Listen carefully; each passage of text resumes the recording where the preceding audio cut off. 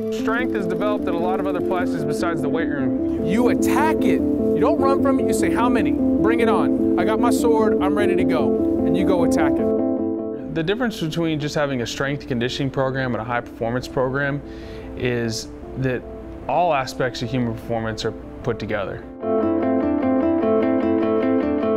The sports science piece is probably the newest part that we've added, and it's not really a coaching part as more as, okay, we're taking and we're looking at what do the guys do during the game from an energetic standpoint, from a bioenergetic standpoint, and then also from what we call a biodynamic standpoint, the movements, the biodynamics, the biomechanics of what they're doing.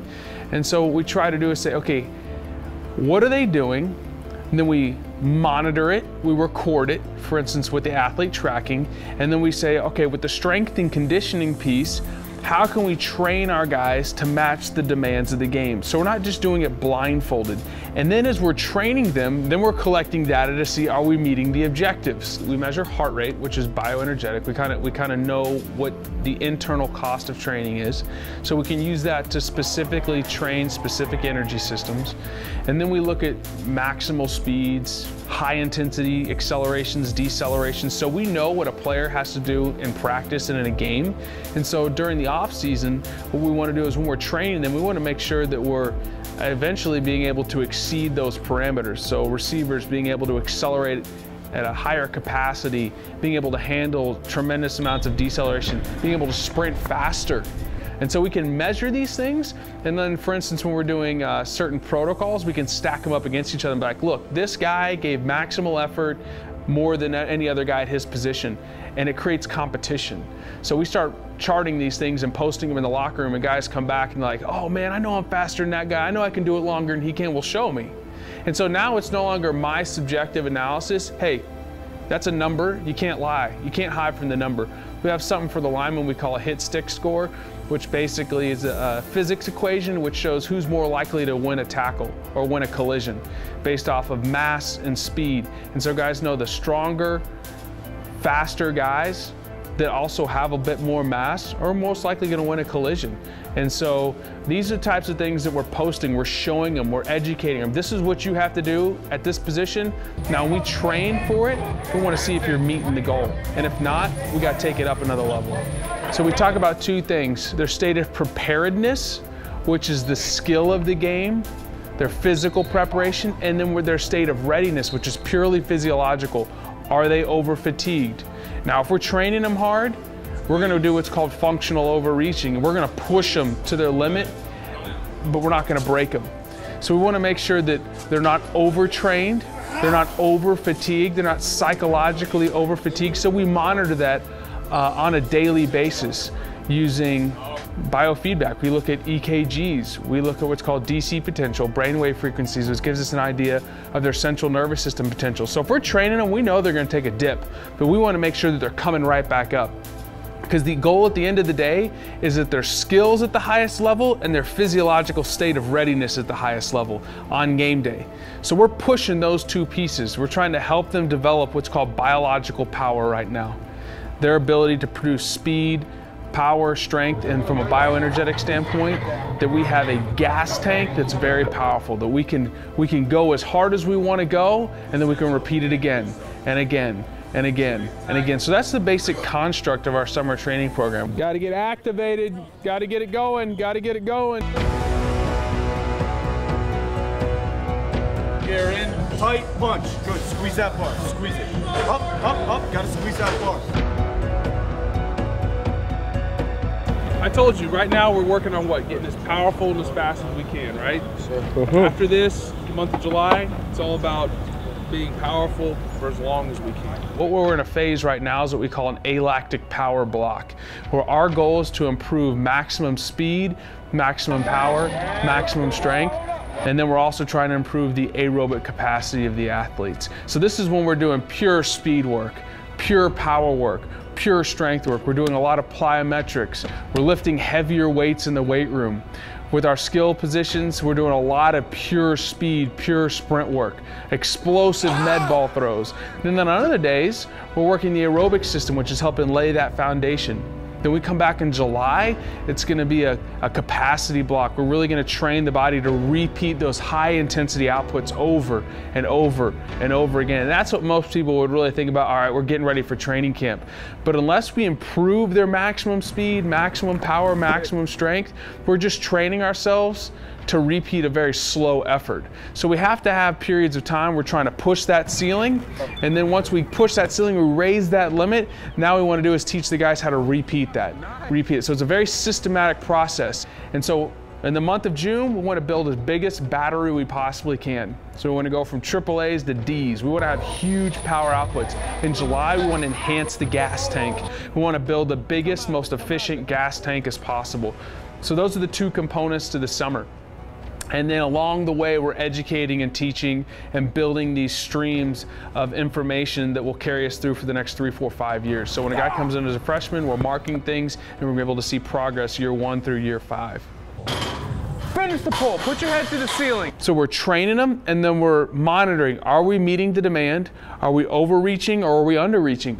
Is there a window of time where we walk in one day and these guys look great because we monitor them and we're just gonna nail them? And then is there a day where we walk in and they're like, their bodies just aren't ready to go, then we'll back off and do something different. So it's the old school days of having these periodized training programs where you're stuck on this plan is kind of disappearing. It's you have a plan and then you have to monitor daily.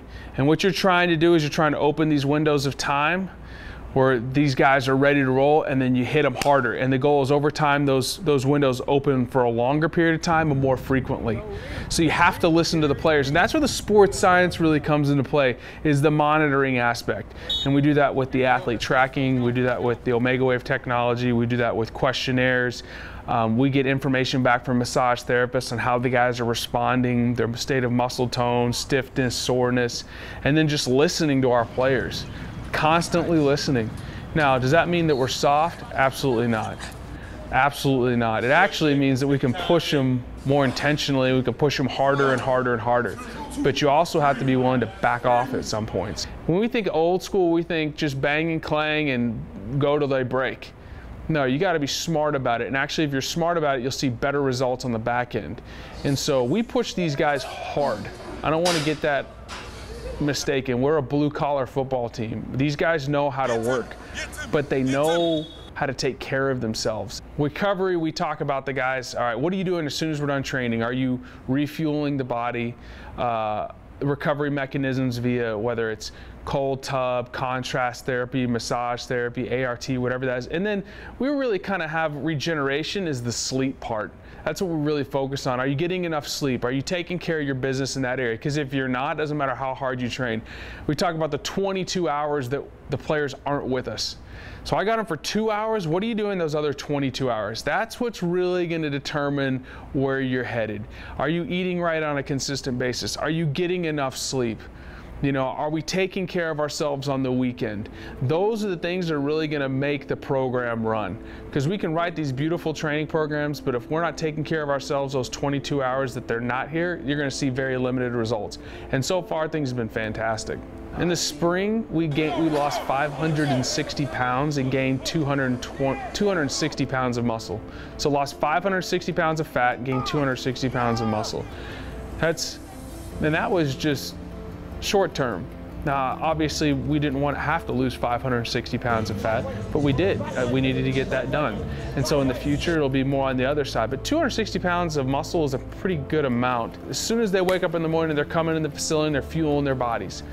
And then during training, we have fuel during training. And then as soon as training's over with, we got an army of interns making shakes, making sure these guys are getting refueled, taking care of themselves. Then when they go to the dining hall, we got people in there helping them make the best decisions possible. And Monica Fowler's done an unbelievable job, and it's really changed their bodies. We start with a blanket program, and we want to see how the guy's body is adjust. Because the bodies do amazing things when you just give them what they're supposed to have. And then from there, we've had meetings. We looked at their bod pod results. We talk about where the coaches want them. We look at, okay, what's the optimal outcome for this guy and what's realistic? And then we say, all right, this is where you need to be by the end of the summer. And then we don't make these ridiculous, unrealistic goals. It's small day-to-day changes. If you can do the right things on a daily, consistent basis, over time, you're gonna see great results. Anything that's cheap and happens quick is not sustainable. We want to see long-term growth and development. You don't change bodies overnight. It takes time. And we've done some pretty cool stuff in only 8 months. But if we do this, you take 1 year, you stack it on 2 years, 2 years stack it on, and then you really start seeing some pretty cool things. If you stack strength upon dysfunction, you have a dysfunctional athlete. And so we started out slow, but their strength numbers have climbed rapidly. I mean, just out of this world, they've gotten stronger very, very fast. We had to take a couple steps back. And we said, all right, this is what we expect. We're going to get it perfect. And then once you lay the foundation, then that building can be build as tall as you want it. But if you don't lay the right foundation, you're gonna have problems. If you listen to any person in the NFL that's had a long career, they'll talk about they ate the right stuff, they took care of their bodies, they invested in that, their knowledge, their self-awareness. That's a big thing. These guys becoming self-aware of their bodies. When it feels right, when the engine needs a little tuning, and they'll come in and we'll work on stuff. That's when you got a great athlete, is they don't just, you don't want an athlete that just comes in and does everything you say. You want an athlete that says, hey coach, I'm feeling great today. And then bam, coach, I am worn out. Man, I've had tests all week. I got something going on in my personal life. You know, that stuff takes a toll. That takes a toll. And if you don't pay attention to that, you're gonna get somebody that's burnt out on the other end. And that takes trust. It takes trust that, hey, if you follow this road, it may seem a little unconventional, the end results are gonna be better than you ever thought they'd be. And so, I think we're getting to that point. It's a daily process of them learning, growing. I want little mini coaches around here. I want guys that know what we're doing, that understand it, and they can coach each other and coach themselves. I see consistency. Well, they've become more consistent on a daily basis. They're hungry, they want to get it done. They know us, we know them, so there is no hiding. And that's also really good because you develop good relationships with the guys. They're more willing to talk, but they're hungry. They're a hungry group of guys. They really, really want to be successful, and they want to do what it takes. We see them doing the above and beyond things that we don't ask them to do, and that's really important to see.